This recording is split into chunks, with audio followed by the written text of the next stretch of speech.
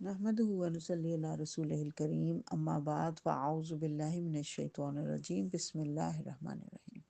رب اشرح لنا صدورنا ويسر لنا امورنا واحلل عقدة من لساننا يفقهوا قولنا واجعلنا وزيرا من اهلنا اللهم اللهم فقهنا في الدين ربنا زدنا علما اللهم بارک لنا فی اوقاتنا اللهم ایدنا بروح القدس۔ الحمدللہ مختصر ترجمہ دورہ قرآن کے سلسلے میں 12واں پارہ آج ہم سمجھیں گے۔ 12واں پارہ جو سورہ ہود کی آیت نمبر 6 سے شروع ہو رہا ہے۔ اللہ سبحانہ و تعالیٰ فرما رہا ہے وَمَا مِن دَابَّةٍ فِي الْأَرْضِ، کوئی جاندار زمین میں ایسا نہیں الا مگر علی اللہ، اللہ کے اوپر رزقھا، اس کا رزق ہے۔ اللہ کہہ رہا ہے زمین میں کوئی ایسا جاندار نہیں جس کا رزق اللہ کے ذمے نہ ہو اور جس کے متعلق وہ جانتا ہو کہ وہ کہاں رہتا ہے اور کہاں وہ سونپا جائے گا۔ الفاظ استعمال ہوئے مستقر اور مستودع ہے۔ علماء کرام نے کہا مستقر سے مراد ہے یہ دنیا، اور مستودع سے مراد ہے جہاں وہ سونپا جانا ہے، یعنی اس کی قبر۔ مستقر لفظ کو سمجھ لیجیے۔ مستقر قر اس کا روٹ ہے قاف را را، اور قر کا مطلب ہوتا ہے جس کو ہم اردو میں کورا کہتے ہیں نا، اس طرح جو کہ انگلی پہ لگائیں آپ اور رکھیں آپ، باہر پودوں پہ گرا ہوا ہوتا ہے صبح کے ٹائم جب آپ ڈیو ڈراپس آپ صبح جاتے ہیں، صبح باہر نکلتے ہیں تو پودوں کے اوپر گرا ہوا ہوتا ہے، اس کو ذرا اپنی انگلی پہ رکھیں۔ وہ بظاہر تو برف ہوتی ہے لیکن جب آپ انگلی پہ رکھتے ہیں تو سیکنڈز کے اندر وہ پگھل جاتا ہے، سیکنڈ کے بھی کوئی پتہ نہیں کتنے میں حصے میں وہ پگھل جاتا ہے۔ تو یہ دنیا مستقر، اللہ نے کہا یہ کورے کی طرح پگھل جانے والی ہے، بہت جلدی ختم ہو جانے والی ہے۔ اور اللہ فرما رہا ہے وہی ہے جس نے آسمان اور زمین کو 6 دن میں پیدا کیا، اور تم سب کو اللہ نے مرنے کے بعد دوبارہ اٹھانا ہے تاکہ دیکھے کہ تم دنیا میں کیا عمل کر کے آئے ہو۔ یہ جو چھوٹی سی دنیا نا، ڈیو ڈراپ جتنی چھوٹی سی دنیا، اس میں تم کیا عمل کر کے آئے ہو، اللہ نے دیکھنا ہے، حساب ہوگا جس میں تمہیں دوبارہ اٹھایا جائے گا۔ اللہ ہمیں درست عمل کرنے والا بنائے۔ رکوع نمبر 2 ہے جس کے اندر اللہ فرما رہا ہے کہ انسان کو اللہ اپنی رحمت سے نوازنے کے بعد جب اسے محروم کرتا ہے تو وہ مایوس ہونے لگتا ہے اور ناشکری کرنے لگتا ہے، اور اللہ فرما رہا ہے اگر اس مصیبت کے بعد ہم اسے نعمت کا مزہ چکھاتے ہیں تو وہ پھولنے لگتا ہے۔ انسان کا کردار یہ ہے، ذرا سی کوئی چیز چھن جائے ایک دم مایوس ہو جاتا ہے اور ناشکری کرتا ہے، اور ذرا زیادہ نعمت مل جائے تو آپ پہ سے باہر ہو جاتا ہے۔ حالانکہ حضرت محمد صلی اللہ علیہ وسلم نے فرمایا کہ مومن کا تو عجیب معاملہ ہے، اس کے لیے تو اجر ہی اجر ہے، اس کو کوئی چیز ملتی ہے تو اس پہ شکر کرتا ہے، اور چیز کوئی چھن جاتی ہے تو اس پہ صبر کرتا ہے، شکر پہ بھی اس کو اجر ملتا ہے اور صبر پہ بھی اس کو اجر ملتا ہے۔ تو اللہ تعالیٰ ہمیں مومنین والی صفات پیدا کرنے کی اپنے اندر توفیق دے۔ اللہ کہہ رہے ہیں یہ لوگ سوال کرتے ہیں کہ کوئی فرشتہ کیوں نہ آیا ہمارے اوپر، ایک نبی کو انسان کی حیثیت سے کیوں بھیجا گیا، وہی بات جو اب تک ہم کئی دفعہ پڑھ چکے ہیں۔ تو اللہ فرما رہا ہے یہ سب اللہ کے اختیار میں ہے اور اللہ کی مرضی سے ہوتا ہے۔ اور پھر اللہ فرما رہا ہے کہ یہ لوگ جو لوگ دنیا کی خوشنمائیوں کے طالب ہوتے ہیں، اللہ کہہ رہا ہے میں ان کو یہاں خوب دے دیتا ہوں لیکن آخرت میں ان کو کوئی حصہ نہیں ملے گا۔ وہ جو کچھ انہوں نے دنیا میں کیا ہوگا وہ سب ملیا میٹ ہو جائے گا اور ان کا سب کیا دھرا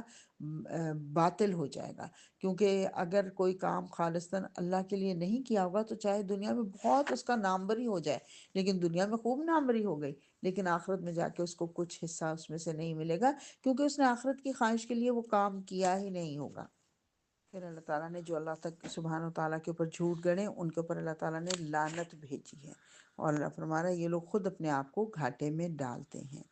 اور پھر اس کے بعد رکوع نمبر 3 شروع ہو رہا ہے جس میں اللہ تعالیٰ حضرت نوح علیہ السلام کا ذکر کر رہے ہیں کہ نوح علیہ السلام کو ان کی قوم کی طرف بھیجا گیا تھا اور انہوں نے لوگوں کو اللہ کی طرف جوڑنے کی بات کی تھی، اللہ سے جڑنے کی بات کی تھی، لیکن ان کی سرداروں نے کہا کہ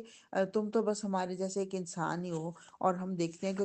تمہارے ارد گرد جو لوگ ہیں وہ تو بہت بہت ارذل قسم کے لوگ ہیں، رازل قسم کے لوگ ہیں، وہ تو ایسی کوئی خاص ایلیٹ کلاس سے تعلق نہیں رکھتے۔ یہ سرداروں نے کہا نا وہ ہمیشہ ان کے لیے تو دنیاوری ہی اصل چیز ہوتی ہے، تو وہ سوچتے ہیں کہ دنیا میں تو ان کا کوئی رتبہ نہیں، تو یہ نوح کے ارد گرد جمع ہو گئے ہیں تو یہ تو نچلے طبقے کے لوگ ہیں نعوذ باللہ۔ تو وہ کہتے ہیں اگر اللہ نے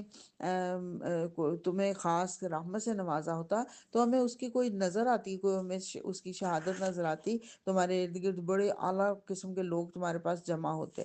انہوں نے کہا کہ میرا اجر جو ہے وہ تو اللہ کے ذمہ ہے، میں تم پر کوئی مال نہیں مانگتا، اور میں تمہیں اللہ کی طرف جوڑنے آیا ہوں، تم اگر میری بات مانو گے تو تمہارا اپنا فائدہ ہے، لیکن اگر تم میری بات نہیں مانو گے، اور اگر میں تمہارے کہنے پہ ان کمتر، جن کو تم کمتر کہہ رہے ہو، ان لوگوں کو اپنے سے دور کروں گا، تو مجھے اللہ کی پکڑ سے کون بچائے گا؟ یعنی پیغمبر کو بھی ڈر ہے کہ اگر غلط کام ہو گیا کوئی، تو اللہ کی پکڑ سے مجھے بھی کوئی نہیں بچا سکتا۔ تو ان لوگوں نے کہا اچھا اچھا، تم نے ہمارے سے بڑا جھگڑا کر لیا، تو بس وہ پھر عذاب لیا جو جس کا تو ہمیں ڈراوا دے رہا ہے۔ اللہ فرما رہا ہے یہ جب محمد صلی اللہ علیہ وسلم مشرکین مکہ کو یہ آیات سناتے، تو وہ کہتے تھے یہ کہانیاں تو یہ خود گھڑتا ہے۔ اللہ فرما رہا ہے محمد صلی اللہ علیہ وسلم ان کو کہو کہ اگر یہ میں نے خود گھڑا ہے تو اس کی ذمہ داری مجھے ہی پر پڑے گی، اور جو میں کام کر رہا ہوں اس کی ذمہ داری تم پر نہیں ہوگی، لیکن جو تم کر رہے ہو اس کی ذمہ داری مجھ پر بھی نہیں پڑے گی، یعنی تم جس طرح انکار کر رہے ہو ڈٹائی سے، اس کی ذمہ داری مجھ پر بھی نہیں۔ پھر اللہ فرما رہا ہے اپنے نوح پر وحی کی رکوع نمبر 4 میں اللہ بتا رہا ہے کہ ایک کشتی بناؤ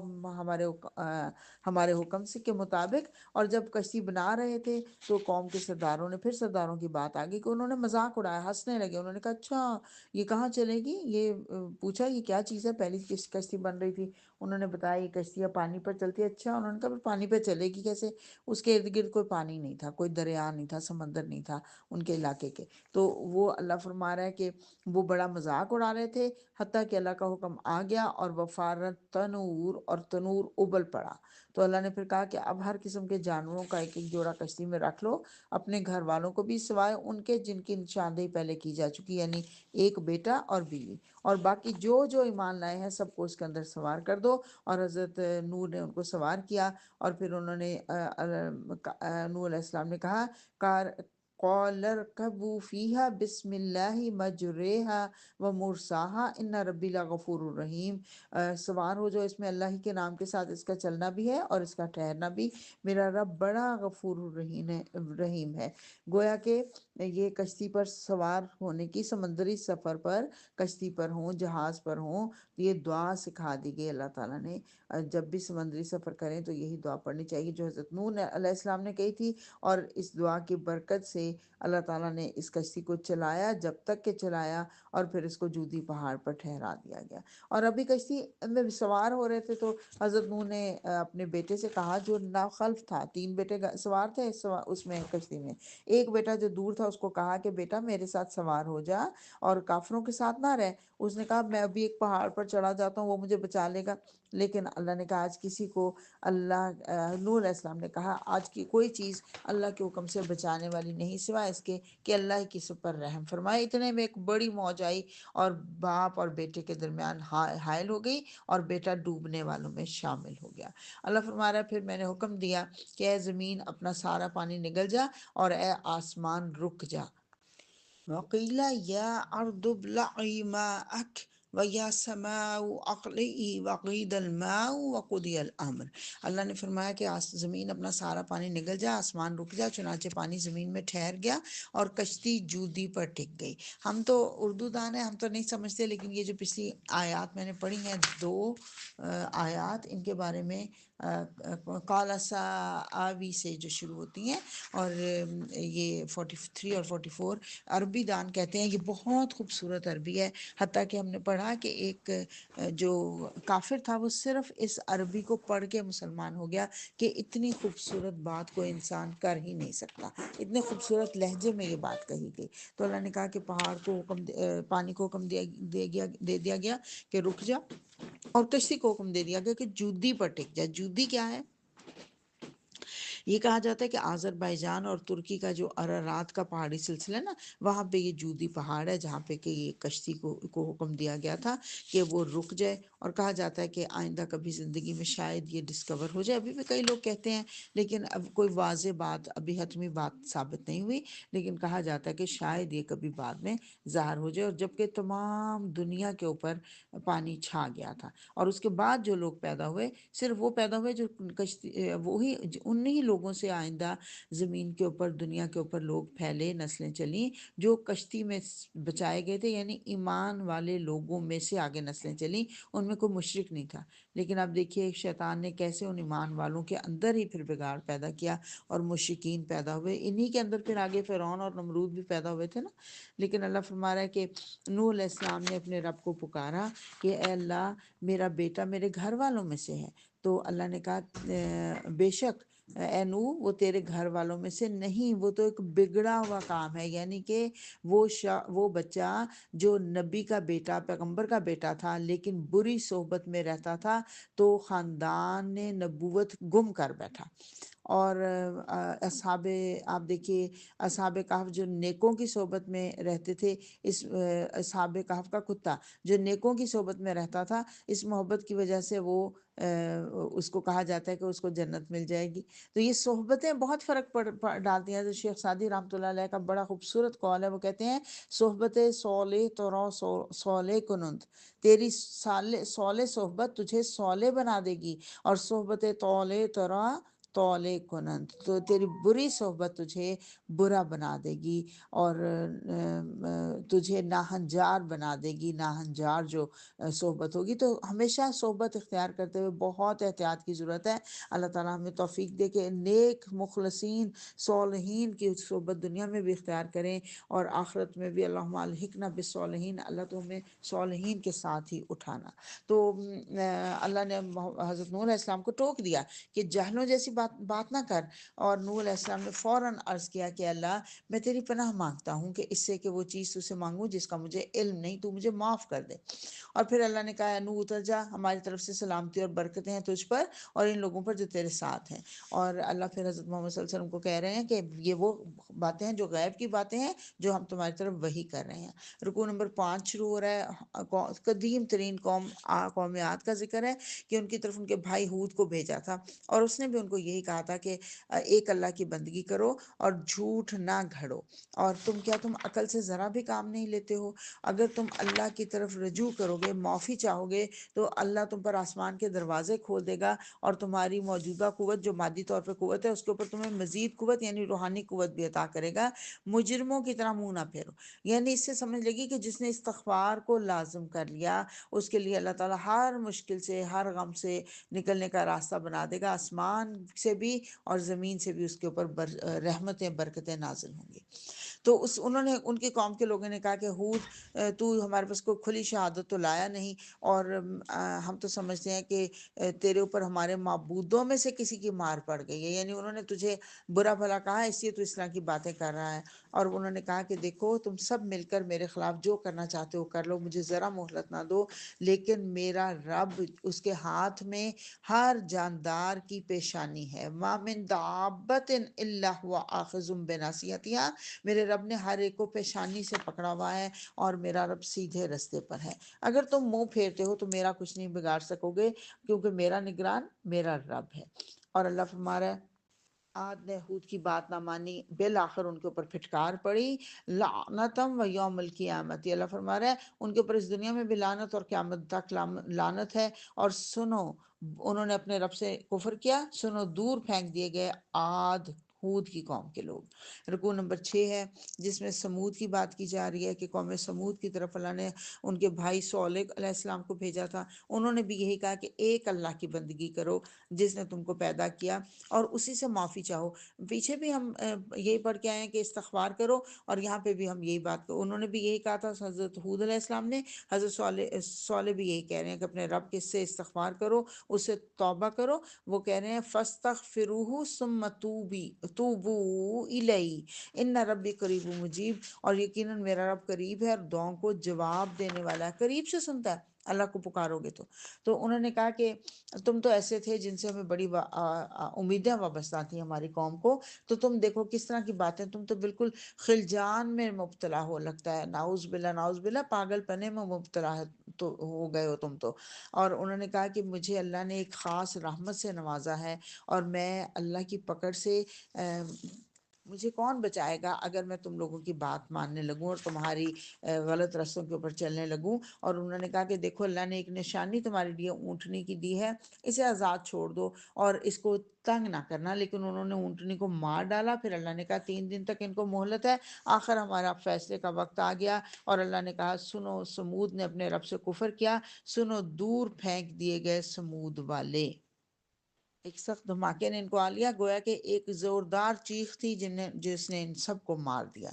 رکوع نمبر 7 شروع ہو رہا ہے، جس میں اللہ فرما رہا ہے ابراہیم کے پاس ہمارے فرشتے خوشخبری لیے ہوئے پہنچے، کہا تم پر سلام ہو۔ تو ابراہیم نے جواب دیا تم پر بھی سلام ہو۔ پھر ابراہیم ان کی خاطرداری کے لیے ایک بچڑا لے آیا، لیکن اس نے دیکھا کہ وہ کھا نہیں رہے، تو وہ بڑا ذرا خوفزدہ سا محسوس ہوا، کیونکہ ان کے یہاں رواج تھا جب کوئی کسی بری نیت سے کسی کے گھر جاتا تھا تو وہاں پہ کچھ کھاتا پیتا نہیں تھا۔ تو حضرت ابراہیم کو خوف محسوس ہوا کہ شاید یہ کوئی بری نیت سے آئے ہیں، لیکن انہوں نے فرشتوں نے ان کا خوف دور کیا، اور ان کی بیوی بھی بڑی پریشان سی دروازے میں کھڑی تھی، حضرت سارہ۔ تو انہوں نے کہا کہ اللہ آپ کو اسحاق کی اور اسحاق کے بعد یعقوب کی خوشخبری دیتا ہے، یعنی بیٹے کی اور پوتے دونوں کی خوشخبری دے دی۔ تو وہ ایک دم سے وہ ذرا ریلیکسڈ ہو گئیں، اور انہوں نے وہ فضحکت فبشرناہا، وہ ریلیکس ہو گئیں تو اللہ نے مسکرائیں تو اللہ نے پھر ان کو خوشخبری دے دی بیٹے کی اور پوتے کی۔ انہوں نے کہا ہے میں تو بڑھیا پھونس ہوں، اب میرے میاں بھی بوڑھے ہو چکے، ہمارے ہاں اولاد کیسے ہوگی؟ تو فرشتوں نے کہا کہ ابراہیم کے گھر والوں، تم لوگوں پر تو اللہ کی رحمت اور اس کی برکتیں ہیں، اور یقیناً اللہ نہایت قابل تعریف اور بڑی شان والا ہے۔ اللہ نے برکتیں رکھی ہیں، بوڑھے ہو گئے ہو تو اللہ کے لیے تو کچھ مشکل نہیں، اللہ تو جو کام کرنا چاہتا ہے حکم دیتا ہے اور ہو جاتا ہے۔ اور جب ابراہیم کی گھبراہٹ دور ہوئی تو ان کو بتایا گیا، فرشتوں نے بتایا ہم کس لیے آئے ہیں؟ لوط کی قوم کے لیے آئے ہیں۔ تو ابراہیم جو بڑے حلیم الطبع تھے، ہم پہلے بھی پڑھ چکے ہیں، نرم دل تھے، وہ فرشتوں سے بحث کرنے لگے کہ ان کی طرف نہ عذاب بھیجا جائے۔ تو اللہ نے حکم دیا ابراہیم باز آ جاؤ اس سے، اللہ عذاب کا فیصلہ کر چکا ہے۔ اور جب لوط کے پاس پہنچے وہ فرشتے تو ایک نوجوانوں کی شکل میں تھے۔ لوط بڑے پریشان ہوئے کیونکہ ان کی قوم کا ان کو پتہ تھا کہ وہ فوراً پہنچ جائیں گے، وہ بدکاریوں کے خوگر تھے، اور ایسا ہی ہوا، وہ فوراً پہنچ گئے۔ تو حضرت لوط نے ان کو روکنے کی کوشش کی، ابھی ان کو نہیں پتہ یہ فرشتے ہیں، وہ سمجھ رہے ہیں نوجوان میرے پاس مہمان آئے ہیں، تو وہ لوگوں کو روک رہے ہیں کہ مت آؤ، دیکھو اگر تم لوگ اپنی خواہش جو فطرتی خواہش ہے وہ پورا کرنا چاہتے ہو تو اس کے لیے قوم کی بیٹیاں موجود ہیں، ان سے نکاح کرو اور یہ پاکیزہ تعلق قائم کرو۔ تو انہوں نے کہا کہ ہمارے لیے تمہاری بیٹیوں میں کوئی حصہ نہیں، اور تم ہمیں تنگ نہ کرو، تم زیادہ پاسدار نہ بنو، پاکیزہ نہ بنو تم۔ تو حضرت لوط علیہ السلام نے کہا کاش میرے پاس اتنی طاقت ہوتی کہ تمہیں سیدھا کر دیتا۔ تب فرشتوں نے کہا لوط پریشان نہ ہو، اپنے گھر والوں کو لے کر یہاں سے نکل جا، بس کچھ رات رہے، ان لوگوں کا معاملہ چکا دیا جائے گا، اور پیچھے پلٹ کر نہ دیکھنا۔ پیچھے پلٹ کر نہ دیکھنے سے کیوں منع کیا گیا اور ہمیشہ منع کیا گیا؟ کیونکہ پیچھے جن کو عذاب آنا تھا وہ حضرت لوط کے رشتہ دار ہی تھے نا، بہن بھائی تھے، عزیز و اقارب تھے، تو ان کو عذاب میں دیکھ کے دل پسیج سکتا ہے، اس لیے کہا گیا پیچھے مڑ کے نہ دیکھنا۔ بالآخر ہمارے فیصلے کا وقت آ گیا اور اس بستی کو تل پٹ کر دیا گیا، اس کو اوپر اٹھایا گیا اور پھر اوپر سے نیچے پٹکا گیا، اور پھر اس کے بعد جیسے لاوا پھٹتا ہے ایسے آتش فشاں پھٹتا ہے اور لاوا نکلتا ہے، ایسی آتش فشاں پھٹے اور لاوا نکلا، اور ساتھ پتھر اور کنکریاں پکی ہوئی، کیونکہ وہ لاوا کی وجہ سے، آتش فشاں کی وجہ سے وہ دہکتے ہوئے پتھر ہوتے ہیں نا، وہ عام پتھر نہیں ہوتے، وہ دہکتے ہوئے پتھر ان کے اوپر برسے، اور اللہ فرما رہا ہر پتھر نشان زدہ تھا، یعنی ہر پتھر کے اوپر نشان لگا تھا یہ کس کو لگنا ہے۔ استغفر اللہ العظیم واتوب الیہ۔ رکوع نمبر 8 شروع ہو رہا ہے، جس میں اللہ نے بتایا کہ مدین والوں کی طرف ہم نے شعیب علیہ السلام کو بھیجا تھا۔ مدین کی قوم جو ہے وہ ناپ تول میں کمی کرتی تھی، انہوں نے ان کو یہی کہا کہ ناپ تول میں کمی نہ کرو، میں اس کے بدلے میں ایک بڑے عذاب سے ڈرتا ہوں کہ وہ تم پر نازل ہو جائے گا، اور نہ لوگوں میں کو گھاٹا دیا کرو، نہ زمین میں فساد برپا کیا کرو، اور جو اللہ تمہیں بچت دیتا ہے اسی میں تمہارے لیے بہتر ہے، یعنی حلال اگر تھوڑا بھی ہو تو وہ زیادہ حرام سے زیادہ بہتر چیز ہے۔ اور انہوں نے جواب دیا اے شعیب، کیا تیری نماز تجھے یہ سکھاتی ہے کہ ہم ان سارے معبودوں کو چھوڑ دیں، اور بس تو ہی ایک عالی ظرف اور سچا آدمی رہ گیا۔ شعیب نے کہا کہ اگر میں اپنے رب کی طرف سے کھلی شہادت پر ہوں اور اس نے مجھے اچھا رزق بھی دیا ہے تو پھر میں تم لوگوں کی ان گمراہیوں میں تمہارے ساتھ مبتلا نہیں ہو سکتا، میں تو تمہیں اس سے روکتا ہوں، اللہ یہ کہ تم کہہ رہے ہو کہ میں وہی کام خود کروں، میں تو اس کی اصلاح چاہتا ہوں، اور یہ تو سب کچھ جو ہوگا اللہ ہی کی توفیق پر ہے، اور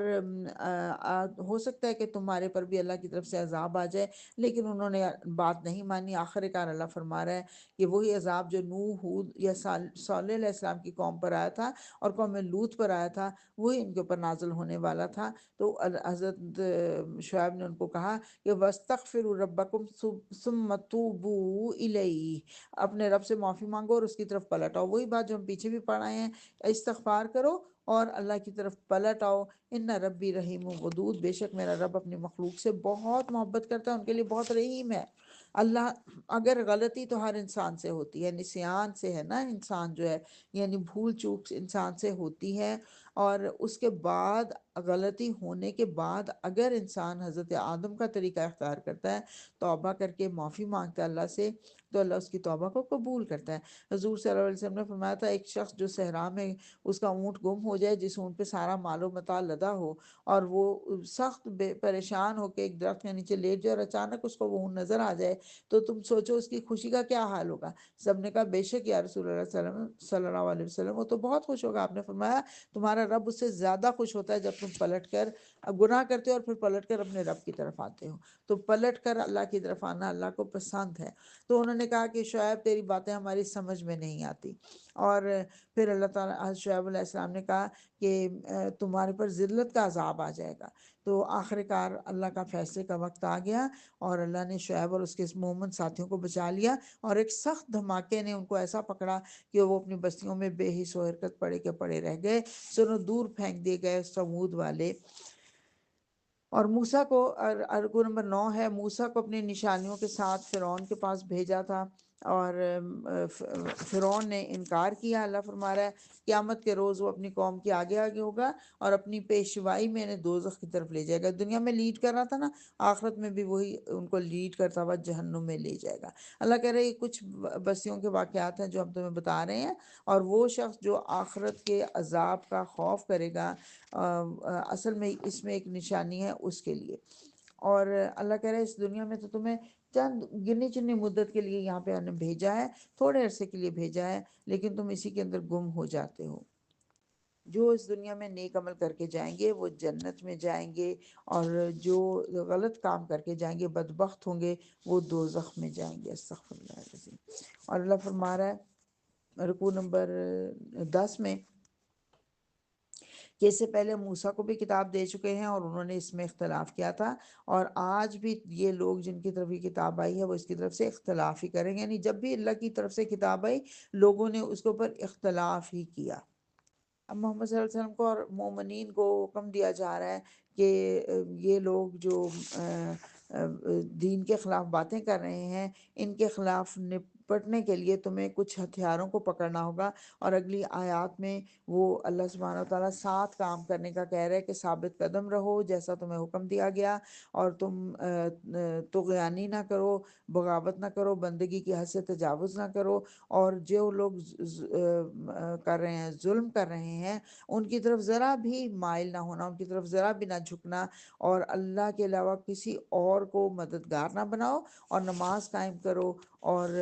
صبر کرو، اور پھر اللہ فرما رہا ہے محسن بن کر زندگی گزارو۔ اور جو بستیاں پہلے گزر چکی ہیں ان کے اندر ایسے لوگ موجود کیوں نہ رہے کہ جو زمین میں فساد کرنے سے لوگوں کو روکتے ہوں۔ ایسے لوگ بہت ہی کم نکلے ہر بستی میں سے۔ ابھی مختلف انبیاء کے قصے بتایا جا رہا ہے کہ ان میں سے جو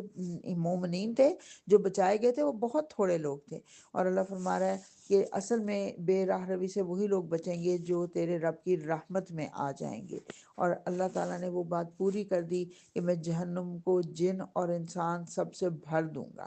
اور پھر کہا گیا محمد صلی اللہ علیہ وسلم یہ جو قصے ہم تمہیں سنا رہے ہیں یہ نصیحت کے لیے ہیں، بس چاہیے کہ اسی ہر معاملے میں اپنا جو رجوع ہے وہ اللہ سبحانہ و تعالیٰ کی طرف کرو، اور اسی کے اوپر بھروسہ رکھو، تمہارا رب اس سے بے خبر نہیں جو کچھ یہ لوگ کر رہے ہیں۔ سورہ ہود مکمل ہوئی۔ سورہ یوسف کا آغاز ہے، مکی صورت ہے، 12 رکوع ہیں، 111 آیات ہیں۔ حضور صلی اللہ علیہ وسلم نے اس کو احسن القصص کہا سورہ یوسف کو،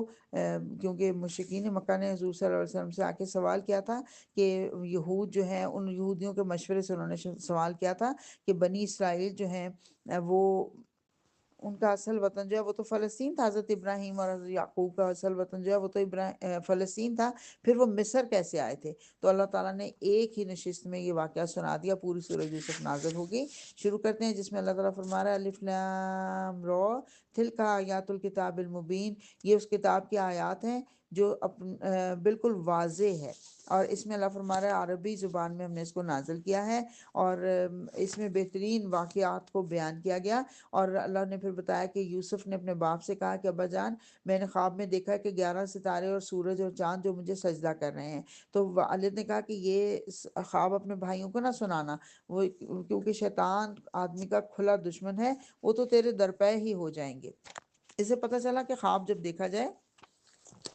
اچھا خواب دیکھا جائے تو اپنے بہت خیر خواہ کو سنایا جا سکتا ہے، اور برا خواب کسی کو بھی نہیں سنایا جا سکتا۔ حضور صلی اللہ علیہ وسلم نے فرمایا بائیں طرف 3 دفعہ دھتکار دو، اور پھر اس کا بہترین طریقہ یہ ہے کہ اگر کوئی برا خواب دیکھیں تو پھر نفل پڑھیں، اللہ سے معافی مانگے اور اس سے پناہ میں آنے کی دعا درخواست کیجیے، اور ساتھ کچھ صدقہ خیرات کیجیے۔ تو بہرحال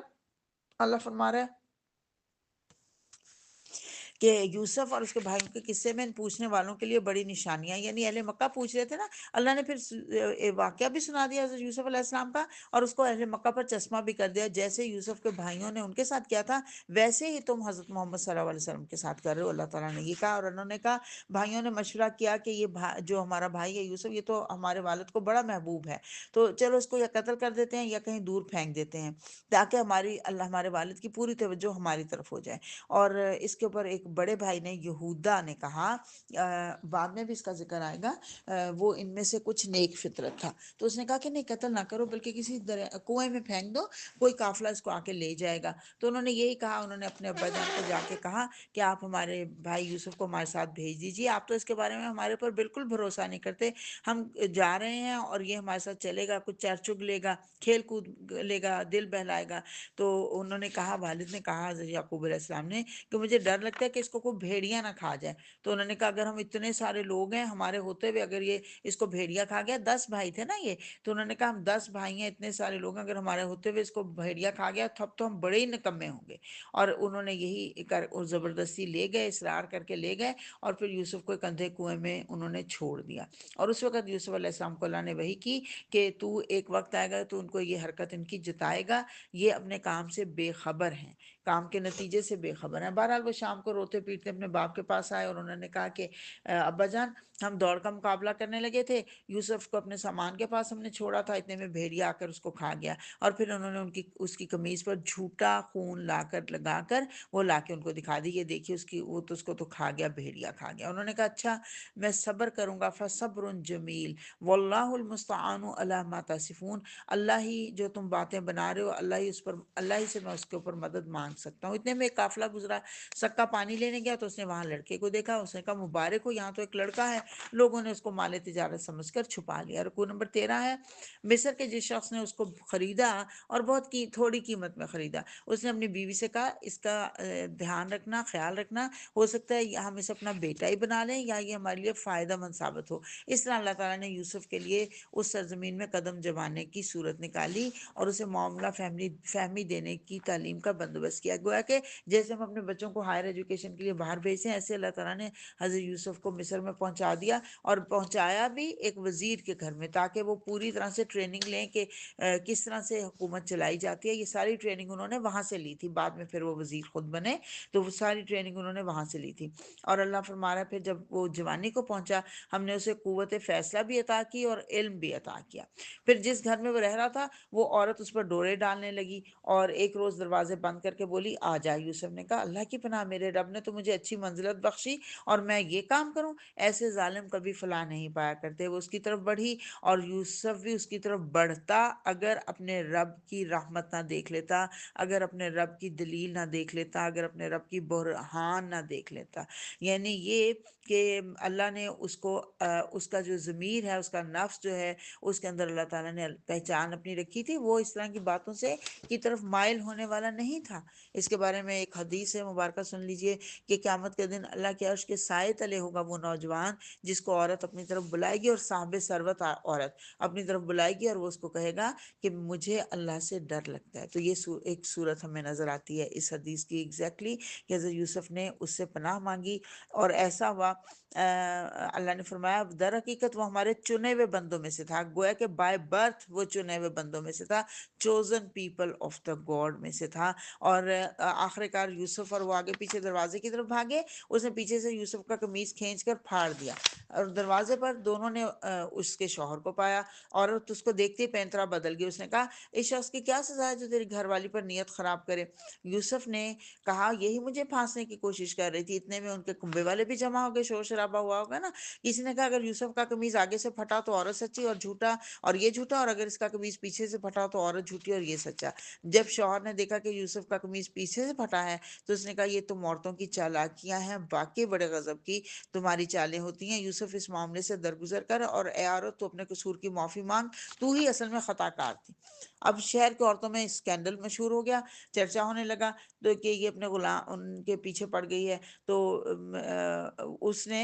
جس کا نام کہ ہم اس کو زلیخا کہتے ہیں، لیکن جو اسرائیلی روایات ہیں وہاں سے پتہ چلتا ہے اس کا نام زلیخا تھا۔ تو بہرحال زلیخا نے اب عورتوں کو جمع کیا اور ان کے سامنے پھل رکھا اور چھری رکھی، اور عین اس وقت جب وہ پھل کاٹ رہی تھی یوسف کو اشارہ کیا۔ وہ جب اندر داخل ہوا تو ان کو دیکھتے ہی سب کی نظر جب پڑی، انہوں نے کہا ہاشا للہ، یہ شخص انسان نہیں، یہ تو کوئی بزرگ فرشتہ ہے۔ اور پھر انہوں نے اپنے ہاتھ کاٹ ڈالے۔ اتنے وہ بے خود ہوئی کہ ان کو پتہ ہی نہیں کہ وہ پھل کی بجائے اپنے ہاتھ کاٹ رہی ہیں۔ تو عزیز کی بیوی نے کہا دیکھا یہ ہے وہ شخص جس کے معاملے میں تم مجھ پر باتیں بناتی تھی، یعنی میرا قصور نہیں ہے، یہ تو ہے ہی اتنا حسین کہ اس کے اوپر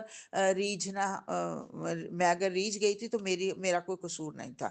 لیکن اس نے مانا کہ یہ بچ نکلا، اور پھر اس نے کہا کہ اس کو میں قید خانے میں ڈلواؤں گی۔ حضرت یوسف علیہ السلام نے دعا کی کہ اللہ مجھے منظور ہے قید، اگر یہ مجھ سے وہ کام جو چاہتے ہیں اس کام کی جگہ مجھے قید منظور ہے، تو مجھے ان کی چالوں سے دور کر تاکہ میں ان کی چالوں میں، ان کے جال میں پھنس نہ جاؤں، اور اگر میں نے ایسا کیا تو میں جاہلوں میں شامل ہو جاؤں گا۔ اور اللہ نے اس کی دعا قبول کی اور ان عورتوں کی چالیں اس سے دور کر دی اور ان کو قید خانے میں ڈال دیا گیا۔ رکوع نمبر 15 ہے۔ پھر ایک مدت تک ان کو قید کر دیا گیا، اور حالانکہ وہ اپنی عورتوں کی بد چلنی دیکھ چکے تھے، لیکن قید کر دیا گیا۔ قید خانے میں 2 غلام اور بھی تھے وہاں پہ، ان میں سے ایک نے کہا کہ میں نے خواب میں دیکھا کہ میں شراب کشید کر رہا ہوں، دوسرے نے کہا میں نے دیکھا میرے سر پر روٹیاں رکھی ہیں اور پرندن کو کھا رہے ہیں۔ دونوں نے کہا ہمیں اس کی تعبیر بتائیے، ہم آپ کو دیکھتے ہیں کہ آپ ایک نیک آدمی ہیں، انا نراک من المحسنین، ہم آپ کو محسنین میں سے پاتے ہیں۔ حضرت یوسف نے کہا جو کھانا تمہارے پاس پہنچ جائے اس سے پہلے پہلے میں تمہیں خواب کی تعبیر بتا دوں گا، اور یہ علم میری اپنی کوئی کمال نہیں ہے بلکہ یہ علم میرے بزرگوں کے ذریعے مجھے ملا ہے، اور یہ میرے رب کا احسان ہے میرے اوپر، اور میں اپنے بزرگوں ابراہیم، اسحاق اور یعقوب کا طریقہ اختیار کرنے والا ہوں۔ اور اس نے کہا کہ اللہ ایک اکیلا ہے اور ہمیں اس کے علاوہ کسی کا شکر ادا نہیں کرنا چاہیے۔ پھر انہوں نے خواب کی تعبیر بھی بتا دی۔ پہلے یہ کہا کہ بہت سارے رب بہتر ہیں یا ایک اکیلا اللہ جن کی تم چھوڑ کر بندگی کرتے ہو، ایک اکیلے اللہ کو چھوڑ کر تم دوسرے بہت سے ربوں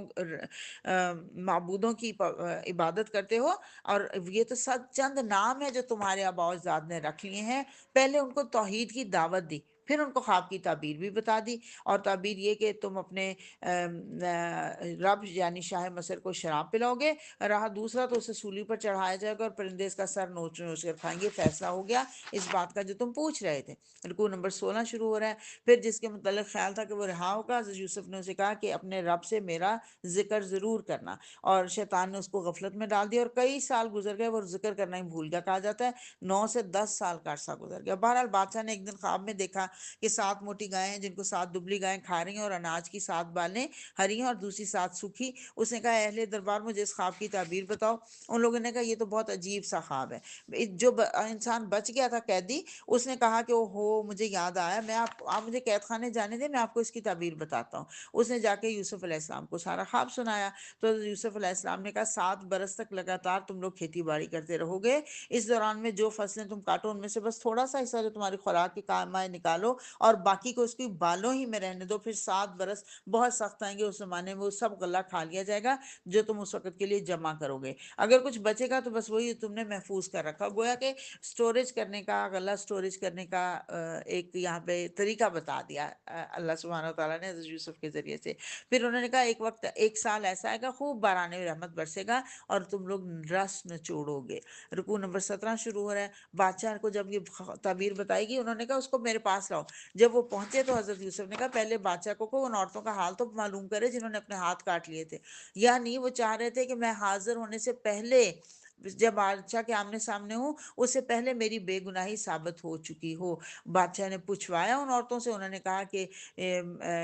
حاشا للہ، ہم نے اس میں بدی کا شائبہ تک نہیں پایا۔ تو عزیز کی بیوی بول اٹھی کہ اب حق کھل چکا ہے، وہ میں ہی تھی جس نے اس کو پھسلانے کی کوشش کی تھی، بے شک وہ بالکل سچا ہے۔ یوسف نے کہا اس سے میری غرض یہ تھی کہ میں نے درپردہ عزیز کی خیانت نہیں کی تھی، اس کو اس بات کا پتہ چل جاتا، اور یہ کہ جو خیانت کرتے ہیں ان کی چالوں کو اللہ کبھی کامیابی کی راہ پر نہیں لگاتا۔ وآخر دعوانا ان الحمد للہ رب العالمین۔